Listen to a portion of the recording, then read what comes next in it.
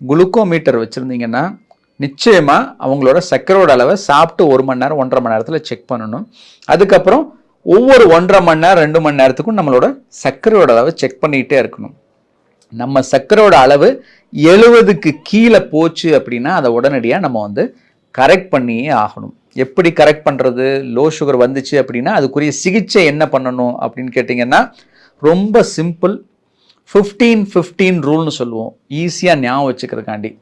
அதாவது 70க்கு கீழே உங்கள் சர்க்கரையோட அளவு இருக்குது அப்படின்னா நிச்சயமாக 15 கிராம் குளுக்கோஸ், நமக்கு பவுடர் குளுக்கோஸ் வந்து 15 கிராம் வந்து நீங்கள் எடுத்துக்கிட்டு தண்ணியில் கலக்கி குடிக்கலாம், இல்லை வாயில் போட்டு தண்ணி குடிச்சாலும் சரி.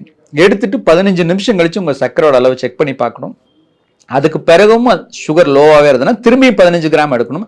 திரும்பியும் 15 நிமிஷம் கழிச்சு செக் பண்ணணும். இப்படியே 15 நிமிஷத்துக்கு ஒருக்கா அந்த சுகர் வந்து 80-90க்கு வர வரைக்கும் செக் பண்ணணும். நிச்சயமாக அது கூட வந்து அதுக்கப்புறம் ஏதாவது ஸ்நாக்ஸ் ஏதாவது எடுத்துக்கணும்.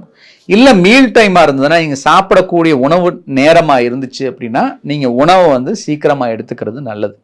இப்படி பண்ணியிருந்தா நிச்சயமாக அன்றைக்கி வந்து அந்த அறிகுறிகள் அவருக்கு வந்திருக்காது. அதே போல் அவர் அவ்வளோ செலவினத்தை தவிர்த்திருக்க முடியும், தேவையில்லாத ஒரு ஸ்ட்ரெஸ் டென்ஷனையும் தவிர்த்திருக்க முடியும். ஸோ முதல் பேஷண்ட் அவர் ஒரு சின்ன மிஸ்டேக் பண்ணார்.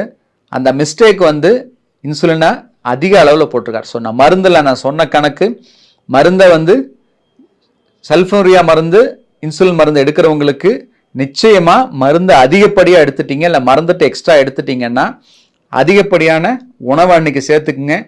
நிச்சயமாக உங்களோட சர்க்கரை அளவை செக் பண்ணி பாருங்கள். பெரிய ப்ராப்ளம்ஸை இல்லை லோ சுகரை வந்து நிச்சயமாக தவிர்க்க முடியும். அடுத்து ரெண்டாவது நான் சொன்ன அந்த லேடி ஒருத்தங்க 56 வயசு லேடி, அவங்க வந்து அவங்களுக்கு எப்போ பார்த்தாலும் ஒரு பயம், லோ சுகர் ஆகுது டாக்டர், லோ சுகர் ஆகுறது எப்போ பார்த்தாலும் எனக்கு வந்து 90 இருக்குது, 110 இருக்குது, இல்லை 85 இருக்குது, எனக்கு லோ சுகர் ஆயிரும் பயமாக இருக்குன்னு ஏதாவது சாப்பிட்டுட்டே இருக்கேன் அப்படின்னு சொன்னாங்க. ஸோ இதில் வந்து ரொம்ப நோட் பண்ண வேண்டிய பாயிண்ட், நான் முதல்ல சொன்னேன் 70க்கு கீழே வந்தால் தான் உங்களுக்கு லோ சுகர், அதுக்கு மேலே இருக்கிறது லோ சுகர் கிடையாது அப்படின்னு. ரெண்டாவது அவங்க என்ன மருந்து மாத்திரை எடுத்துக்கிட்டாங்கன்னு பார்த்தீங்கன்னா அவங்க எடுத்துக்கிட்டது வெறும் மெட்ஃபார்மின், அதுலேயும் வந்து 500 மில்லிகிராமை பாதியாக உடைச்சு 250 மில்லிகிராம் தான் எடுத்திருக்காங்க. ஸோ நிச்சயமாக இந்த சல்ஃபூரியாவோ இல்லை இன்சுலினோ எடுத்துக்காம மற்ற மருந்துகள் எடுத்துக்கணும். சிவியராக இந்த மாதிரி லோ சுகர் வரதுக்குரிய வாய்ப்புகள் நிச்சயமாக கிடையாது.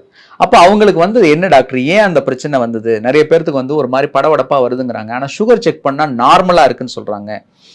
இதுக்கு ஒரு மிக முக்கியமான காரணம் என்னன்னு கேட்டிங்கன்னா ரிலேட்டிவ் ஹைப்போகிளைசீமியான்னு சொல்லுவோம். அதாவது தொடர்ந்து சர்க்கரையோட அளவு வந்து அதிகமாக இருக்கும்போது நம்ம பாடி சென்சார்ஸ் எல்லாம் அந்த அதிக சர்க்கரைக்கு பழக்கப்பட்டிருக்கும்.